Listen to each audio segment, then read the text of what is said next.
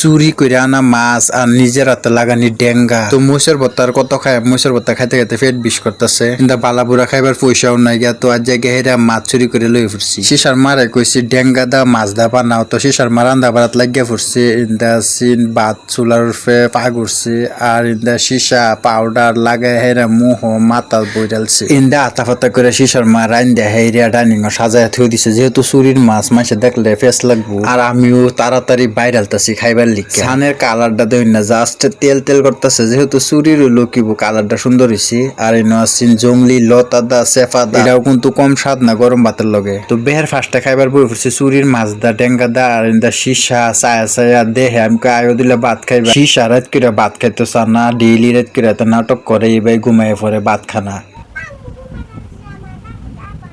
আরো আমার কইতাছে ডাকবার না হরতাছে কিলগে ডাহি এলিয়া কইতাছে আমার ডাকবার না, আমি ঘুমাইয়াম। আর ইন্দা লয়ে বই পড়ছি ডেঙ্গা দেহেরা নিজের লাগানি ডেঙ্গা, কি যে স্বাদ এটা কইবার মতন না। আর চুরির মাছ একটু বাইঙ্গা লইলে আমার নিজের হাতে ডেঙ্গা মাছটা লঙ্কার ভিতরে বড়া হেরা মুহ দিলে চুরির লুকিব স্বাদ আছে, স্বাদ একটু কমছে না, কিনা মাছের মতন।